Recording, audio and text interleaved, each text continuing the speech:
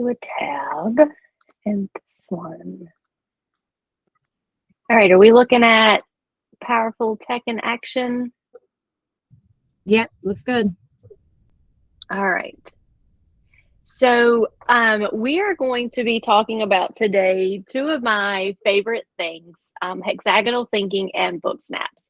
So as Amanda said, my name is Lauren Boucher, and I am the Southeast Digital Teaching and Learning Consultant for NCDPI. So I have from Goldsboro, Wayne County to the beach, and then down to South Carolina. So I have 12 school districts and 16 charter schools, and a lab school that I kind of oversee and support. Before that, I was a district level ITF with Pitt County Schools. And then, as Amanda said, I have experience as a K-8 AIG teacher as well as a third grade teacher. So kind of all over the place. My life really changed in 2009 in my third grade class when I got a smart board. And that's when I really became passionate about educational technology and the power that it has to transform education. And so I have two digital tools that I'm going to share with you today. Actually, one is doesn't necessarily have to be digital. It could be physical as well. But I just wanted to do a quick temperature check today to see how we are feeling. So this is one of my favorite TV shows. This actually got me through the pandemic. So what David Rose are we today? And if you just want to put that into the chat, or you can unmute and tell me what number you are. How are we feeling today? It's like 4:30 on a Thursday at the end of February. So, okay, an 8, 9.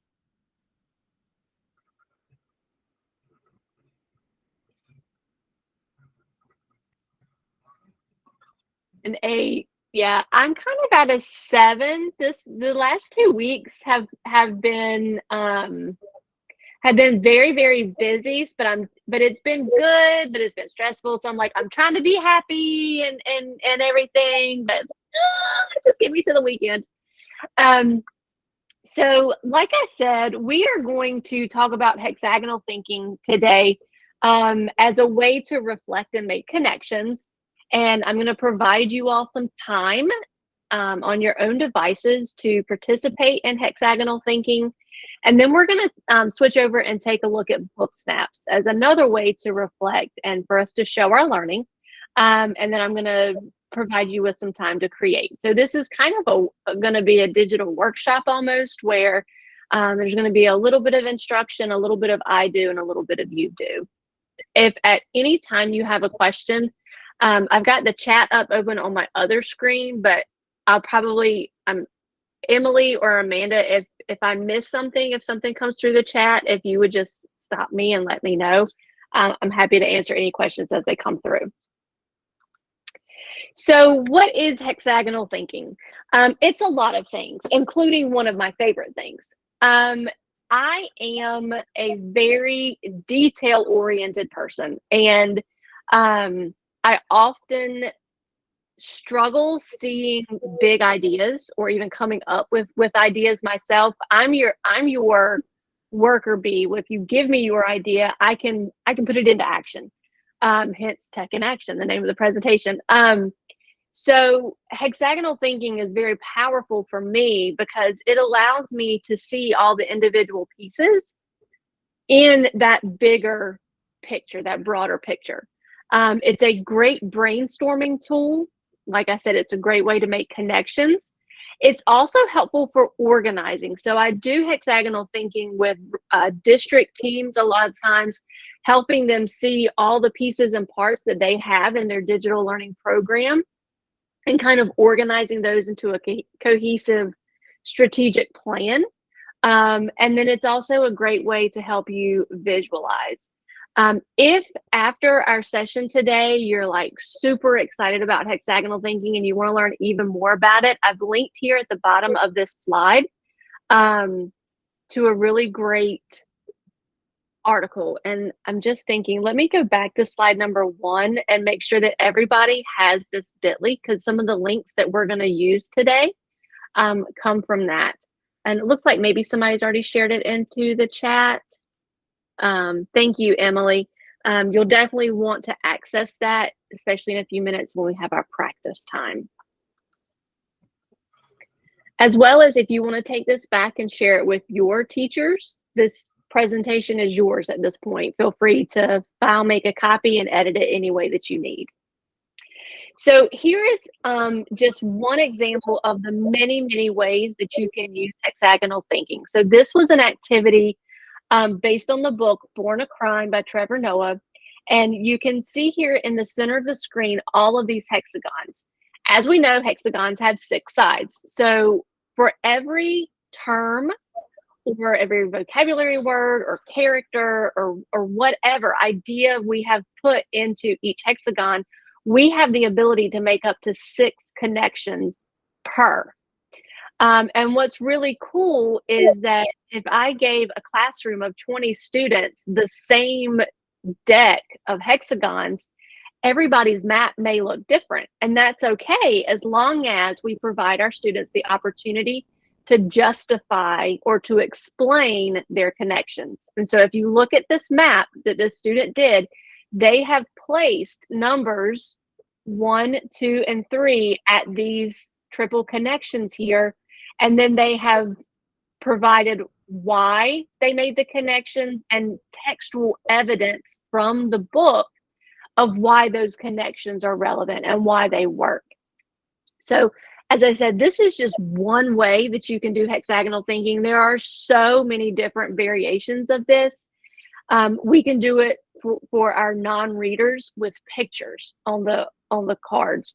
We can provide the words or let our students generate the words and the pictures themselves. So we can make this fit any age group, any ability level, and any subject, which is why I feel that this is such a powerful instructional strategy. So I wonder, here we go. We're going to go into edit mode here. And so one way that we can do hexagonal thinking is digitally. And so here, this is just a Google slide deck. And now on the gray space, I have these hexagons. Notice when I was in presentation mode, you couldn't see them, but outside of presentation mode and edit mode, I have access to the gray space and I can drag and drop these onto the screen. Something that I teach my students that I work with when I do this, as well as adult learners, is the magic of Command D.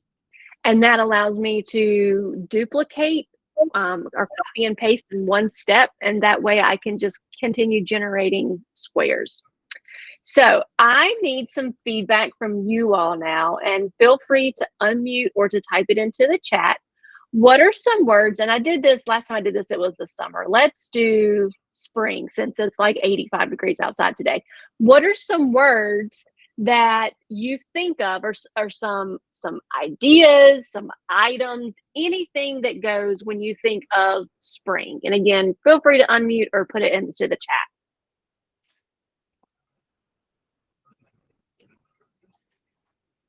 Pollen. All right. Keep them coming. Planting. Warmth. Definitely getting some warmth today. Easter. Yellow cars. Yes. Instead of purple haze, we have the yellow haze. Spring break. Yes, please. Pitt County has their spring break the second week in March. And I'm thinking, oh, these poor teachers are going to have so long to go. Baby chicks. Daylight savings time. I love that it's lighter longer, but I hate losing that hour. All right, I'm going to take just a couple more. I see equinox and bunnies. All right.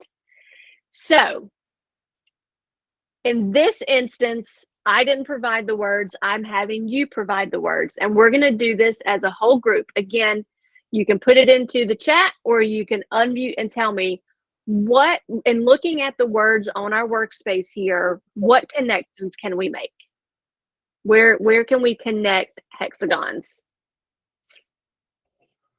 Y'all don't be shy. Go ahead and unmute.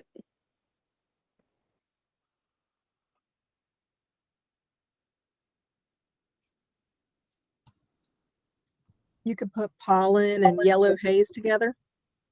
Yes, because pollen is what is making that yellow haze. Absolutely.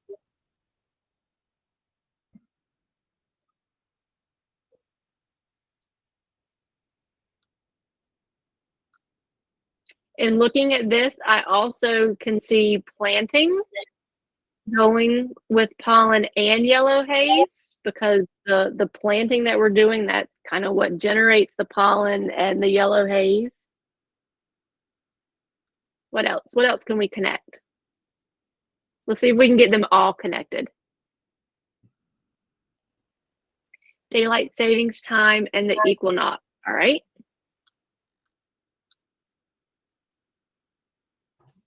Easter and spring break. Let's see. Easter and spring break. I think you could do like baby chicks and bunnies. Okay.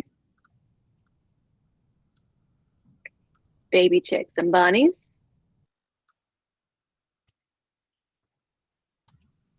I could see putting warmth between equinox and warmth with planting, because when it gets warmer, you start to plant. So there's kind of a connection in both of those. Okay.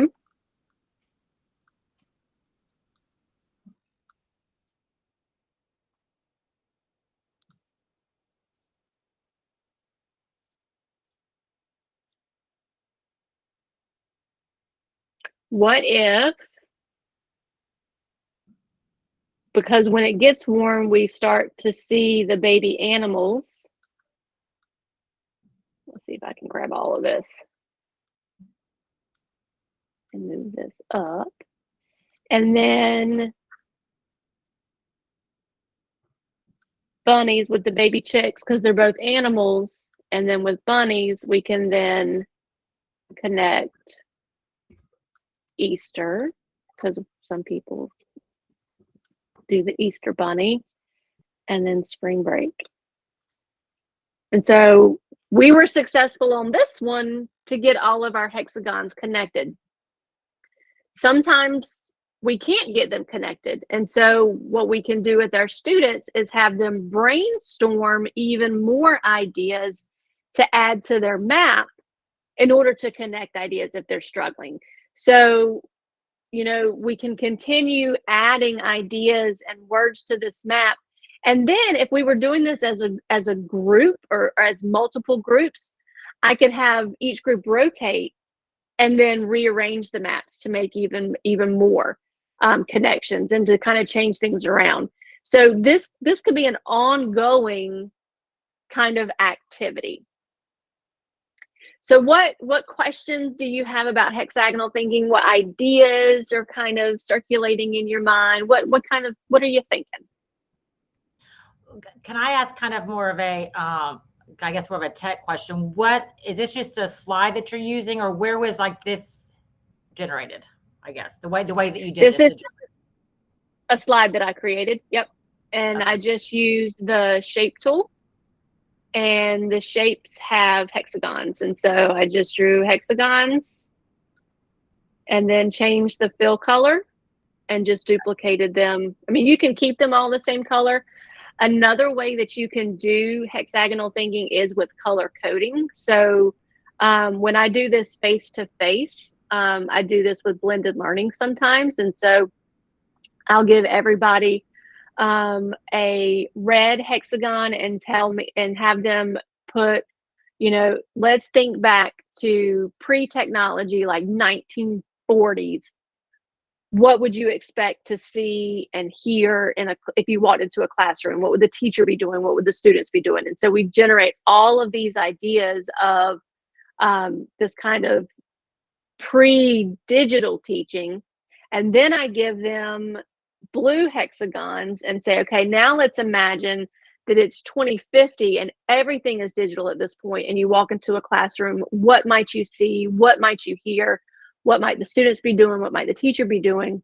And then they generate all of those ideas. And so we're looking at red on one side, blue on the other side. And then what we do is we talk about, okay, what is the bridge between?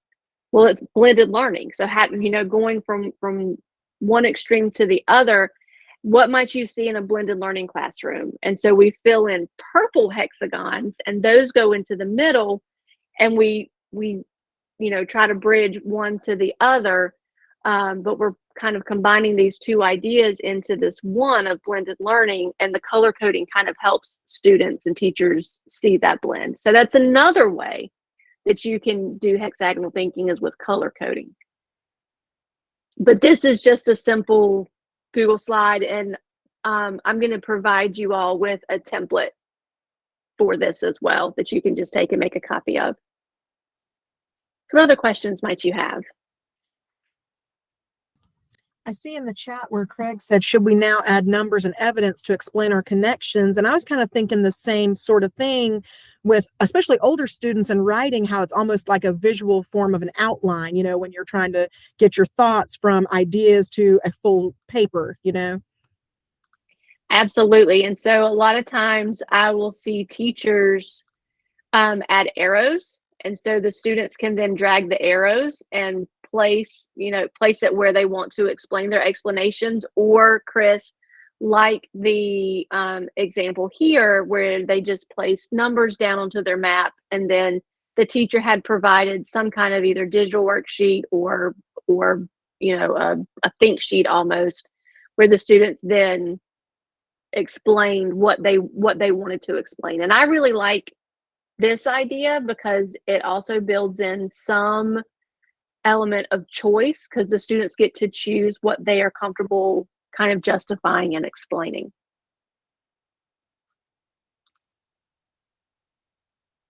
So Emily, and I'm just seeing that is Emily, I didn't color code these, but like I said, that's certainly something that you could do. We could color code by parts of speech. We could color code by, if we're trying to show relationships of math and science, social studies, and reading, we can color code all those different subject areas, but show how they work together. I think it's a great way to show relevance and to help answer that question, when will we ever use this? So brainstorming, topics that we're learning, as well as jobs that actually use those skills, is another great way to kind of apply hexagonal thinking. All right, are y'all ready to do some on your own? Yay. Maybe. All right, so on the next slide, slide number 7, if you click Let's Try Some Hexagonal Thinking, it's going to open up a template, again, that you are free to take and use. And so you can see some examples here that people have already done. But if you would just scroll down and let's see, to starting with slide number 10, and claim a slide that is past number 10, and just add your name to the top, where you can just double click and add your name. Okay, I just have to tell you, I have no idea how to get there. Okay, so do you have access to the chat? Yes. Okay, so if you scroll back up And find the bit.ly. And actually, you know what? I'm going to copy the bit.ly and put it in here again, so you don't even have to scroll. Oh, I've already scrolled and found it. I just didn't know if that's what I needed to do. Yes, so you're going to open that up, and once you have that presentation open, you're going to go to slide number 7 in the presentation. And you should see in green text, Let's Try Some Hexagonal Thinking.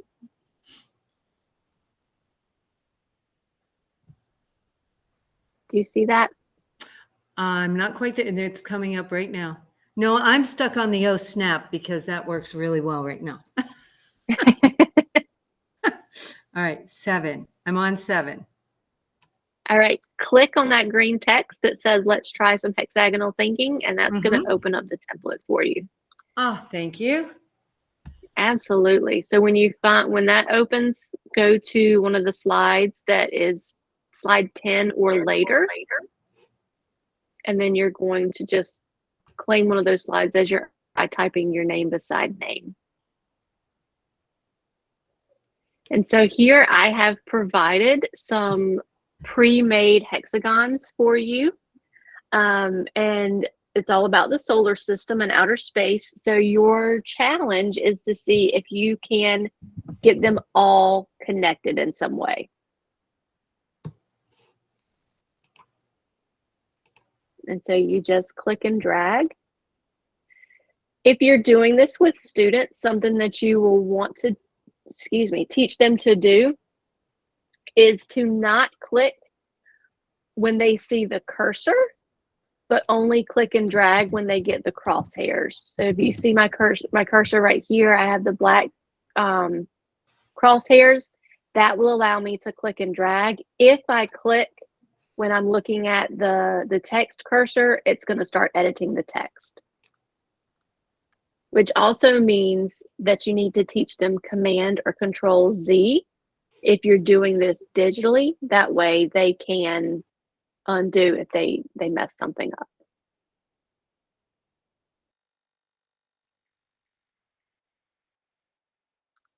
All right, so I'm looking at Emily's here. Emily's only got asteroid left.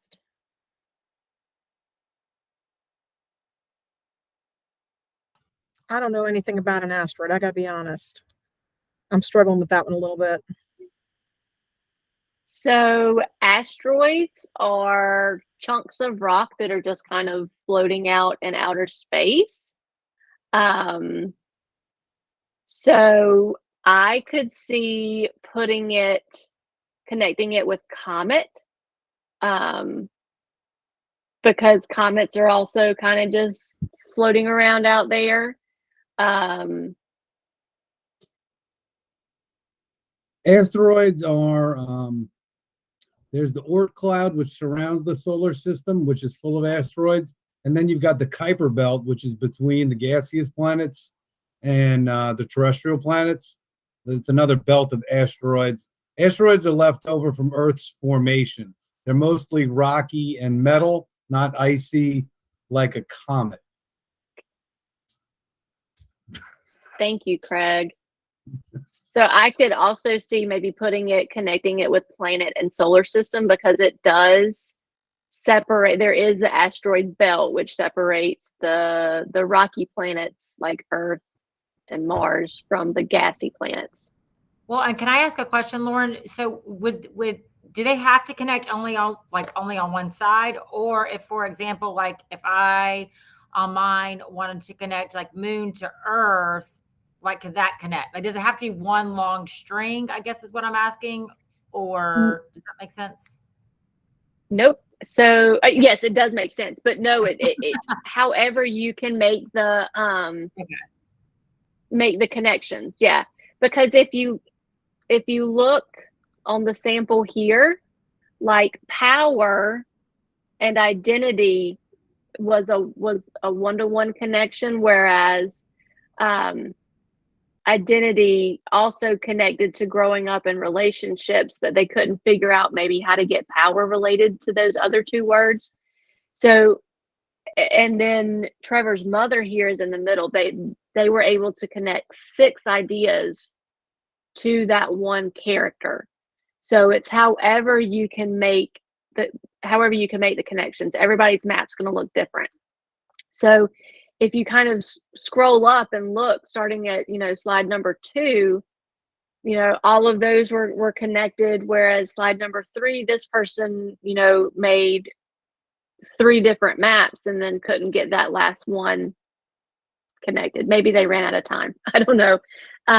But your maps, and that's the beauty of it, is that your maps will all look different from student to student, person to person.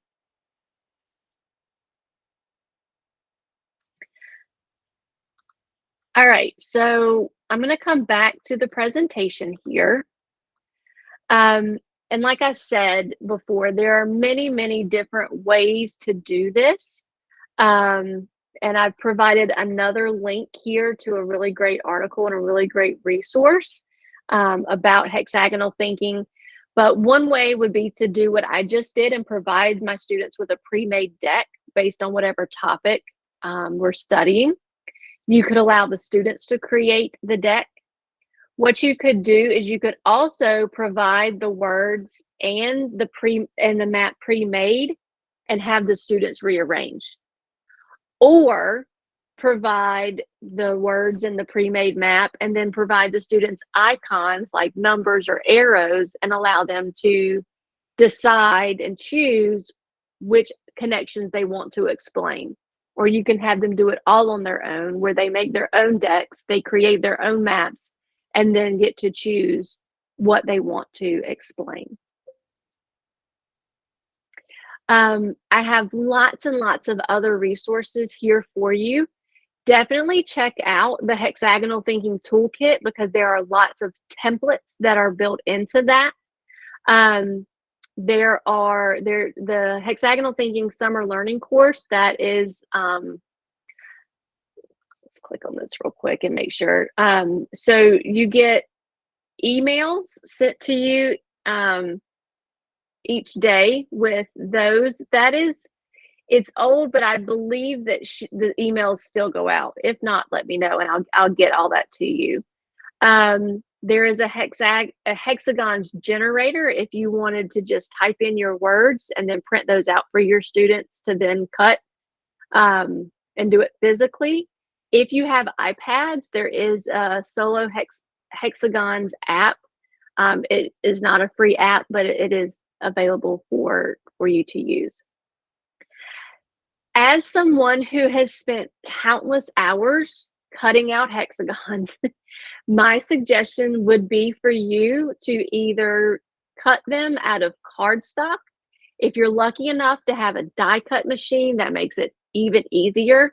But if you do it on cardstock and laminate them, you can then reuse over and over and over again. I have also found that 3x3 sticky notes, and I just found a 3x3 hexagon or 3-inch hexagon online. And so I pull off 10 sticky notes at a time and then just cut along the edges, and that's super fast and they stick. So I can, stick them and rearrange them however I need. And because there's lots of colors, I can also color code. Somebody also shared with me quilting hexagons, which I knew nothing about, but apparently you can order like sets of 1,000 of them on Amazon for like $10. And it's hexagons ready to go. So lots of different options for you there. If you create your decks ahead of time and you just print them out on a sheet, you could also have your students cut them out, and that would be even faster. All right, so before we move on to book snaps, what final thoughts or questions might you have about hexagonal thinking?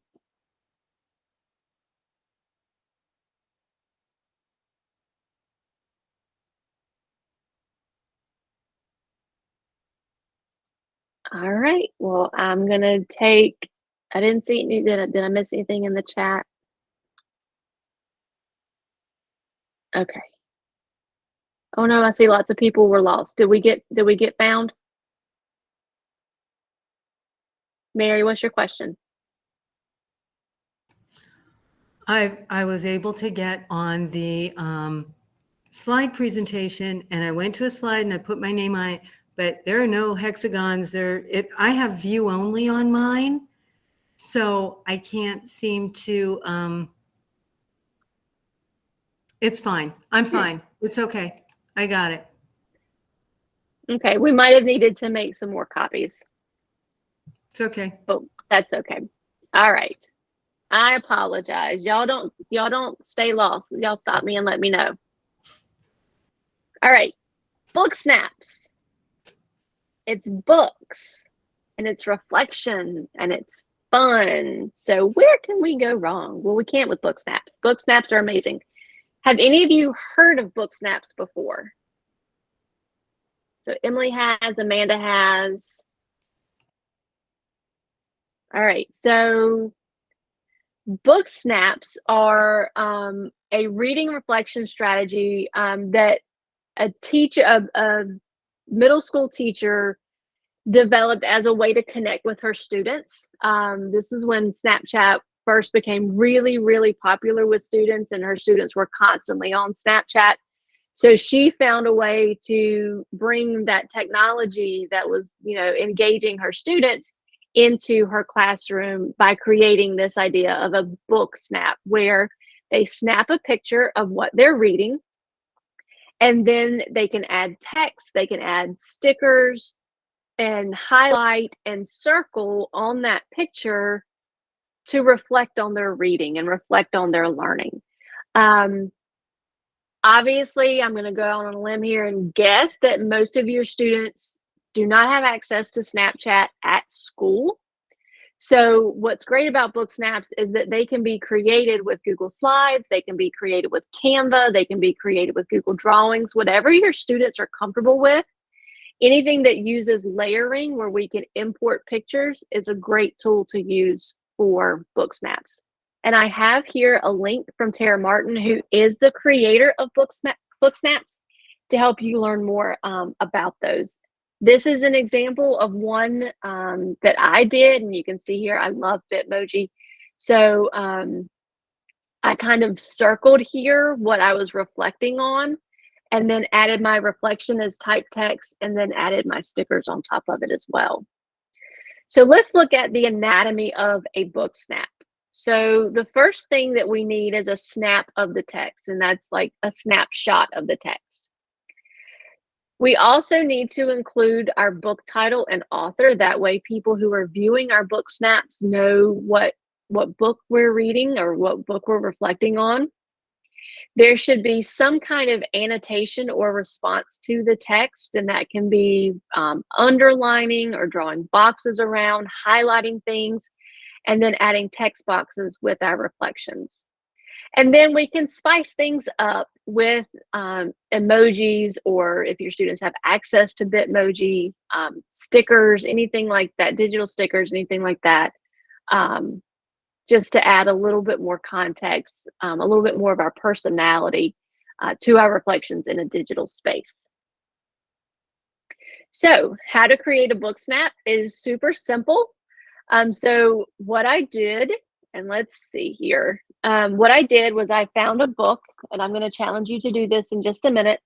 And this is just a book that we are all reading at DPI, Evoking Greatness. So what you would do is just turn to a page, and you can either snap this with you can't see it because of my background, but either through your webcam or with your phone or a tablet. Snap a picture of your text, and then you're going to insert that onto whatever digital platform you're using. Canva, like I said, Google Slides are great, and Google Drawings are great as well. And then you can use the drawing tools in those programs, again, to either highlight or to draw boxes around, draw arrows to cue people to look at that text. And then add a text box for your reflection. You can either do it right on the picture, or if you're using a Google slide, you can respond to the text over on the side, and then adding in your pictures here. So this is a book snap from the book Onward by Elena Aguilar. If you have not read that book, I highly recommend you read that book. It's all about building resiliency and for educators. One of the things that stuck out to me on this page was this quote: "By recognizing the cycle of emotional experiences, you'll learn one of the most empowering lessons about emotions, which is that they are temporary." So I found this image here of all of these different emojis showing different emotions to kind of connect that idea to the text. All right, so what questions do you have about book snaps? Is this something that you think your students would enjoy? Is this something that you feel would be a valuable activity to add into your toolbox?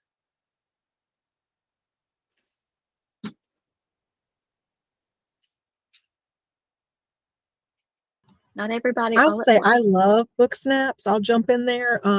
I've used those as an ESL teacher, and for kids who are trying to figure out the important parts of a text or what jumps out and is meaningful to them, it gives them that visual and that springboard to have some conversation with their peers, and it allows the creativity and anything where you can incorporate visuals. I find that, you know, kids of all ages really respond to, because right now everybody's so visual, so I think they're great personally.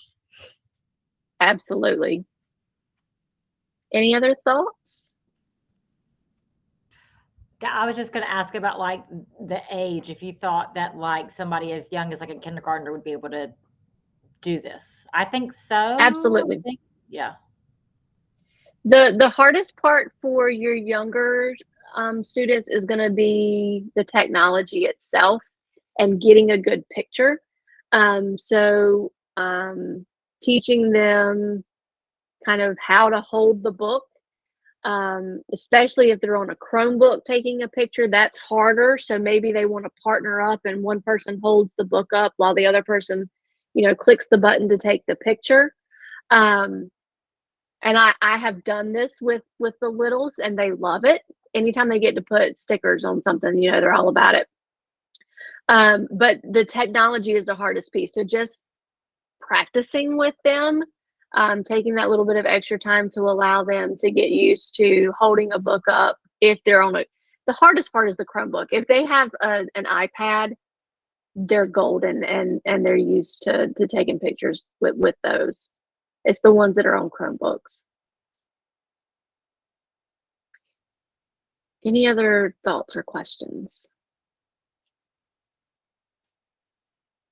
All right, well, it's your turn. So again, on this slide, if you click your turn, and what I'm going to do is I am going to copy this link so that those of you who had trouble accessing the other ones, you can just click on the link I just shared, and I hope that will open up the right thing.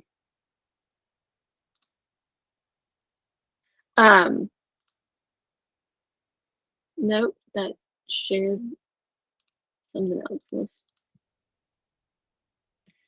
This is what I'm going to put into the chat. All right, so that third link from me is the one that will get you to the template using book snaps with Google Slides. Again, I've got some instructions here for you. This is yours that you can file, make a copy of, and take it, and it's yours. You can use it how you want. There are a couple of examples up here at the top that you can use for inspiration as well. But I would love to challenge you to find a blank slide. Go ahead and add your name up at the top so that everybody knows that that is your slide. And grab a book that's right beside you or that you have easy access to. Find a good page that has maybe one quote or a picture that you want to respond to. Snap a picture of it, import it, and add it onto the slide.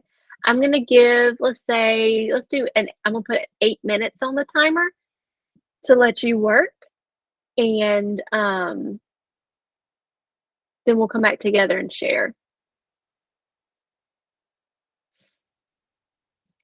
Mary, if you're not able to insert a picture from your phone or from your computer, if you have a book in mind, you can just do a quick Google search and then add the maybe a picture of the cover of the book to your slide, and that will work for our purposes today as well.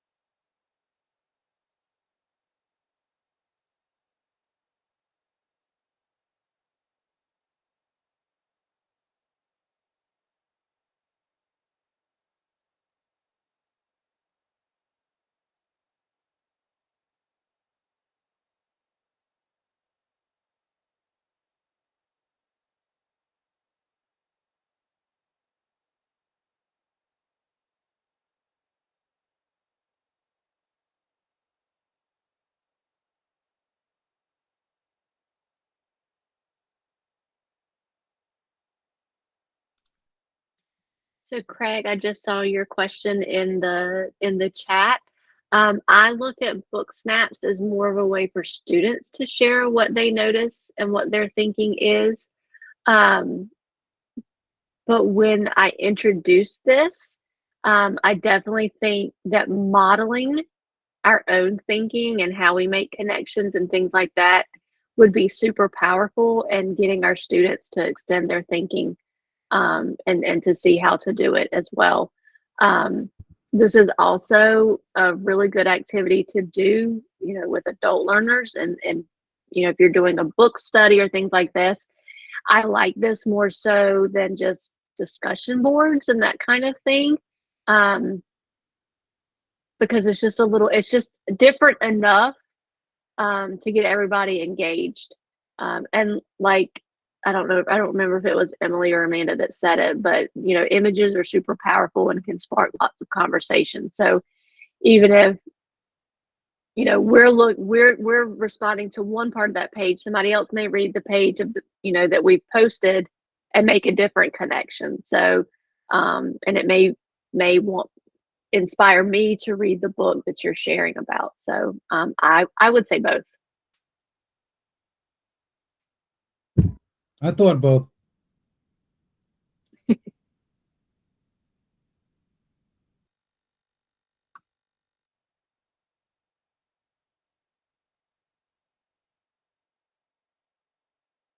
Please don't hesitate to either put into the chat or unmute if you're having any issues or problems with this. I don't have, I've got the timer up on my screen, so I can't see what y'all are doing, what work you're doing right now. But we've got about a little over 4 minutes left.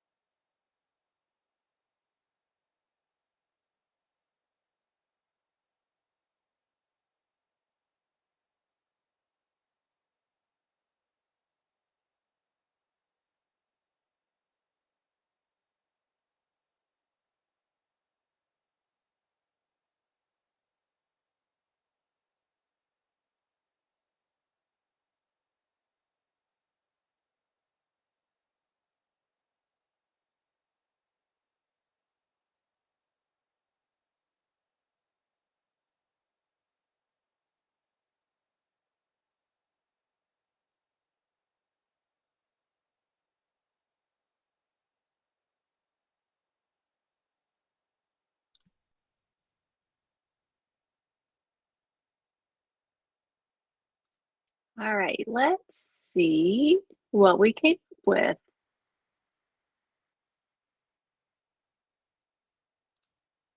All right, so Amanda, oh, hers is about squirrels. I wonder what squirrels will do when they visit. Amanda, what book was this from? Hello, Sassy. My friend Sassy wants to say hi. Secret Life of Squirrels. Love it. Excuse me. All right, you go down there.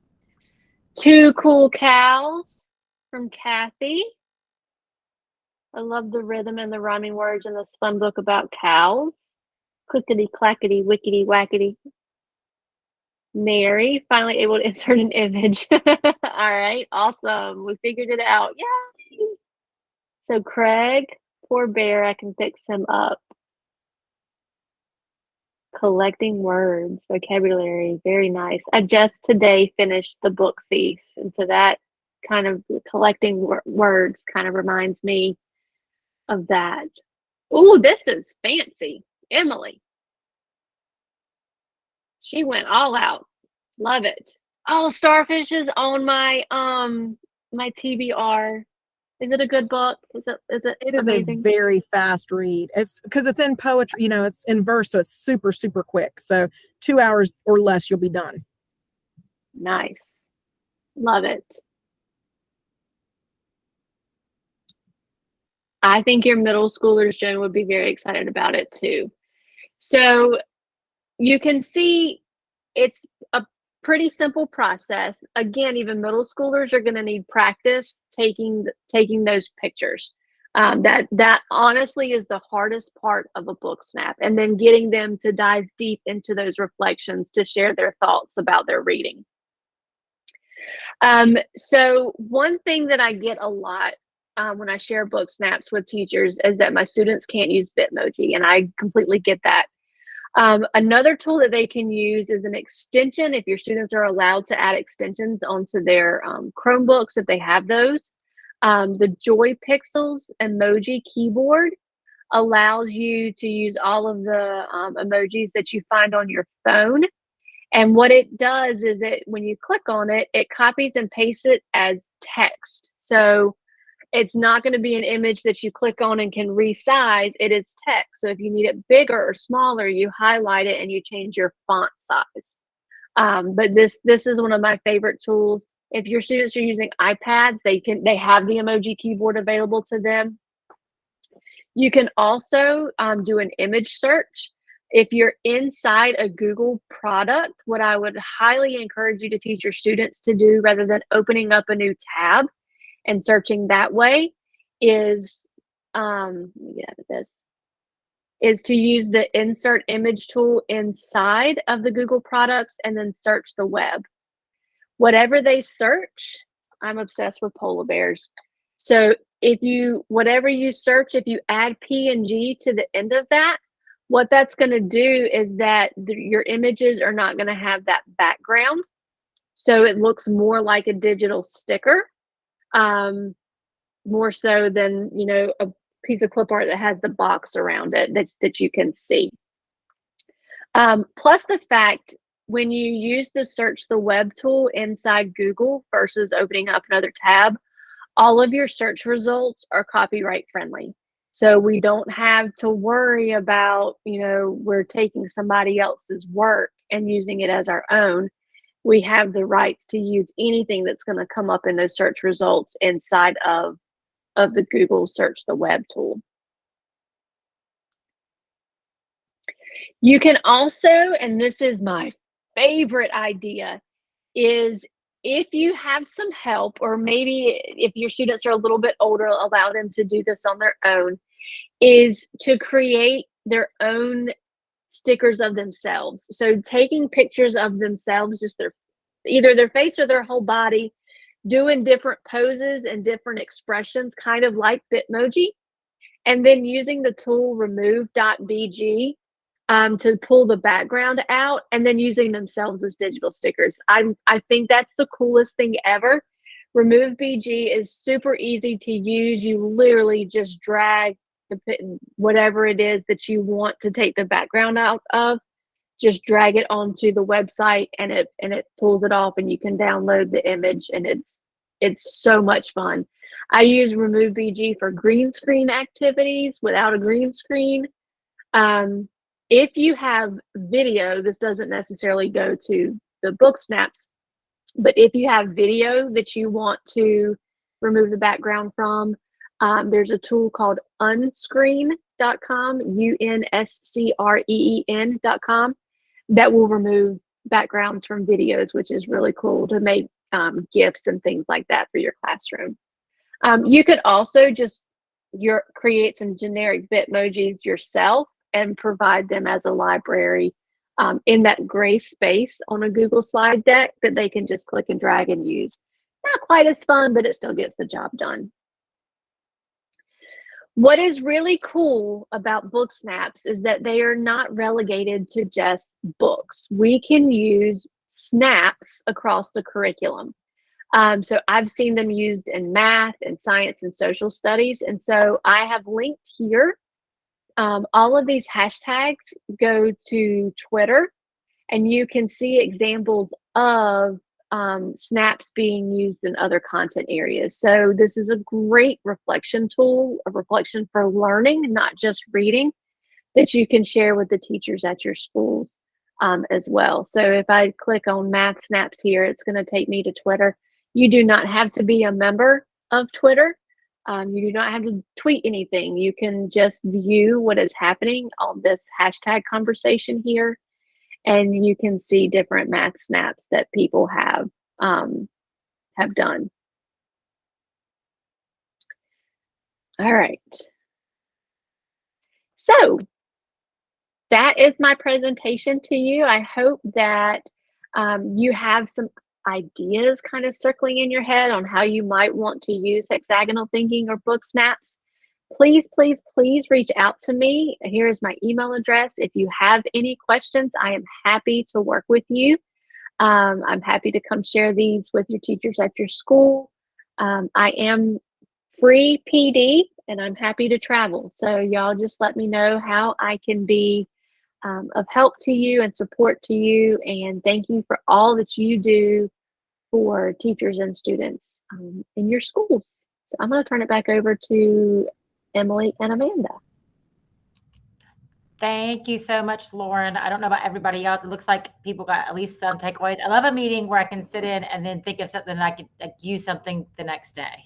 And this is what I felt like this was, that I could somehow tie it into what I already have planned for tomorrow. So hopefully everybody else got that. And we appreciate you spending some time here. Emily, did you have anything else to add? I would just echo what you said. I've heard Lauren speak a bunch of times, and I always get a new little nugget or, pearl of wisdom, something that, like you said, I can use the next day, which is really nice when you're spending your after school hours. So we appreciate you giving us some time.